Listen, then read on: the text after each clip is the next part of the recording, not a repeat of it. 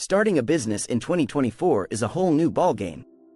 Did you know that over 90% of startups fail within the first year? That's a staggering number, but here's the kicker. Most of them fail because they dive into overcrowded markets with no plan to stand out. But what if I told you that the secret to success isn't about working harder or spending more money? It's about finding those hidden, untapped opportunities that others overlook.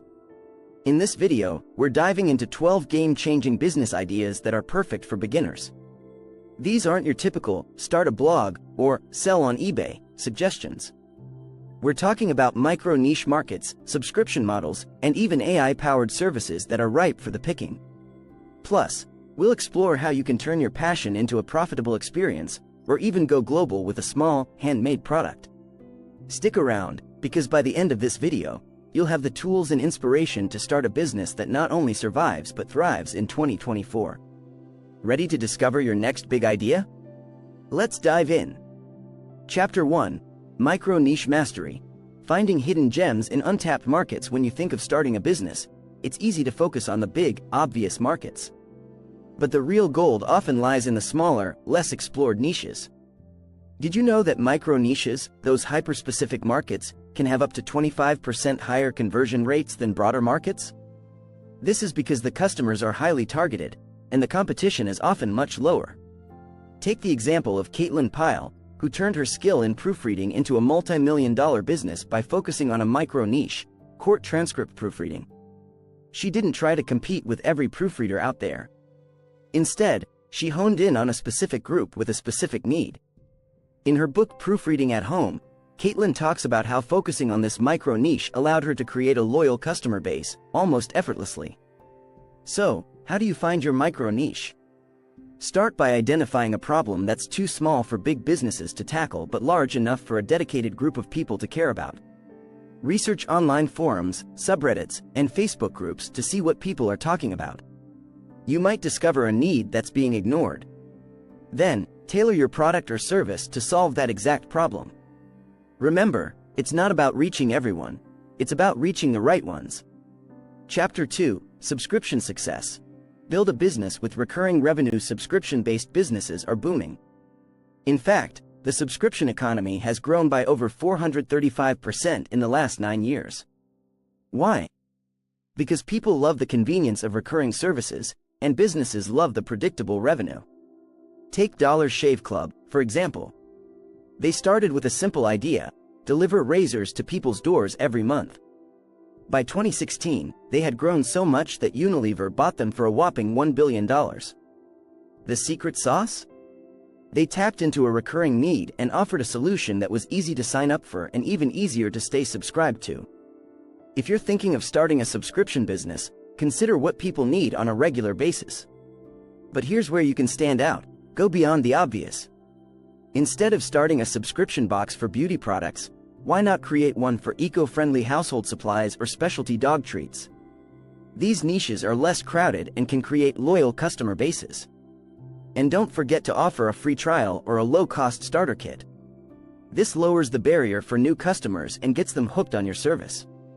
Chapter 3: Eco-Entrepreneurship. Profiting from green innovation. Sustainability isn't just a buzzword, it's a business opportunity. In 2024, the green industry is projected to be worth over $4.5 trillion. More people are making eco-friendly choices, and they're willing to pay more for products that align with their values. One company that capitalized on this is Allbirds, the sustainable shoe brand. They focused on using natural materials like merino wool and eucalyptus, setting themselves apart in the highly competitive footwear market. As of 2023, Allbirds was valued at over $1.7 billion. Their success shows that being eco-friendly isn't just good for the planet, it's good for business. So, how can you start your own eco-friendly business? Think about everyday products that can be made more sustainable.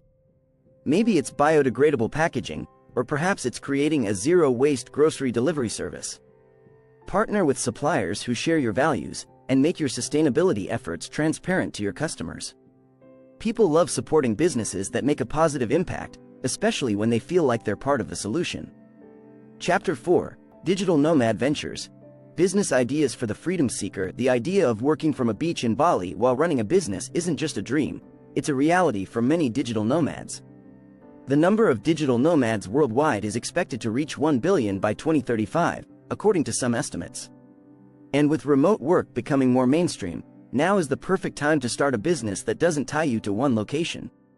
One digital nomad who's made it work is Nathan Barry, founder of ConvertKit, an email marketing platform. He built his company while traveling and living in different countries. The key to his success?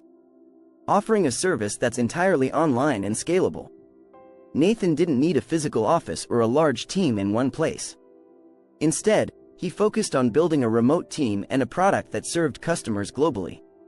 If you want to join the ranks of digital nomads, consider businesses that allow you to work from anywhere. This could be anything from freelance writing to creating online courses or managing social media for small businesses. And remember, the best digital nomad businesses offer value without requiring you to be in a specific place. Whether it's automating services, using cloud-based tools, or outsourcing tasks, the goal is to keep your business flexible so you can work from anywhere in the world. Don't forget to subscribe if you're into this, and let's move on to the next part. Chapter 5. Local Artisans Go Global. Crafting a business from handmade goods. Handmade goods have a unique appeal that mass-produced items just can't match. In 2023, the global handicrafts market was valued at over $718 billion, and it's expected to grow even more in the coming years. People are increasingly seeking out items that are not only unique but also tell a story. One artisan who successfully went global is Janelle Montalone, who started her business, Trash and 2 T's, by creating eco-friendly products from upcycled materials.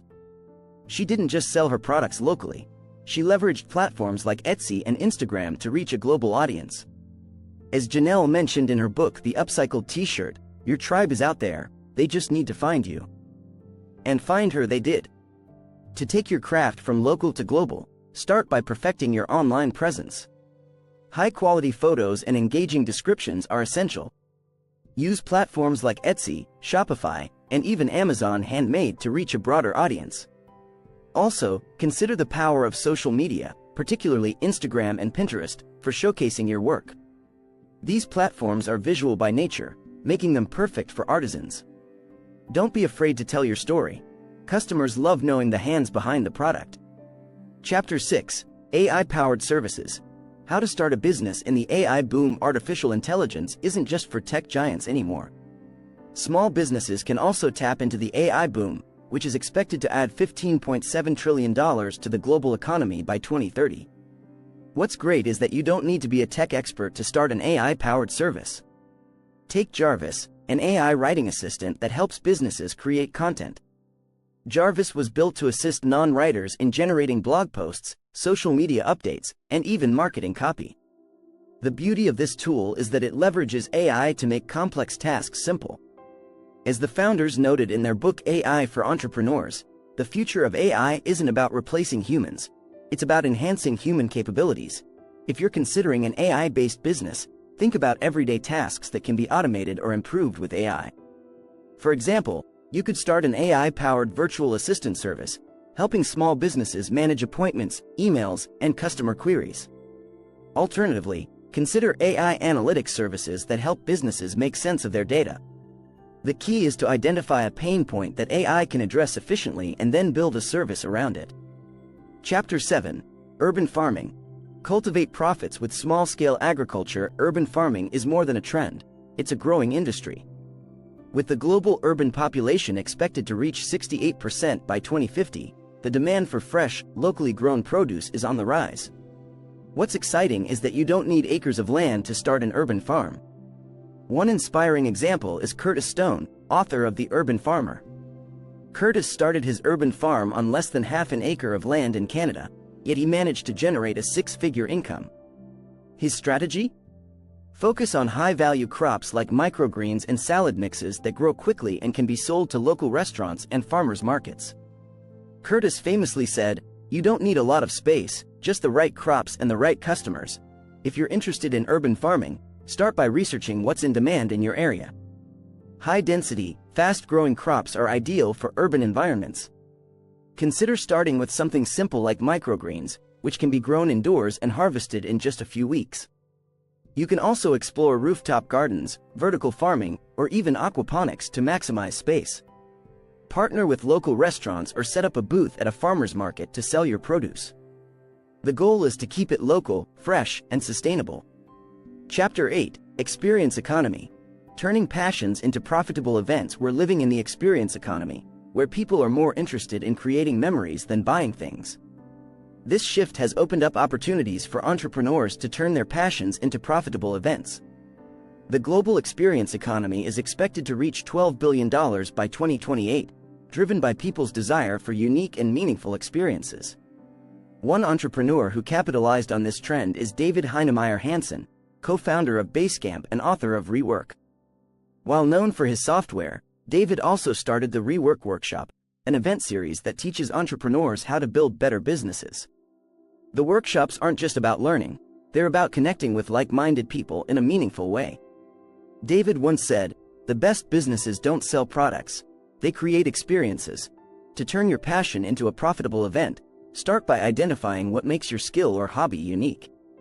Maybe you're a yoga enthusiast who can offer outdoor retreats, or perhaps you're a foodie who can host pop-up dinners with a twist. The key is to offer something that people can't find anywhere else. Use platforms like Eventbrite or Meetup to promote your events, and consider collaborating with local businesses to enhance the experience. Remember, people are willing to pay for something they can't get anywhere else, especially if it leaves them with lasting memories. Chapter 9: Social Enterprise. Making a difference while making money. Social enterprises are businesses that aim to make a profit while addressing social or environmental issues. And guess what? They're more popular than ever.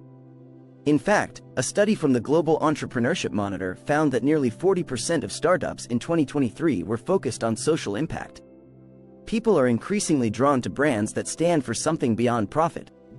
A great example of this is Tom's Shoes, founded by Blake McCoskey. Tom's pioneered the one-for-one model, where they donated a pair of shoes for every pair sold. This simple yet powerful idea not only built a successful company but also created a movement.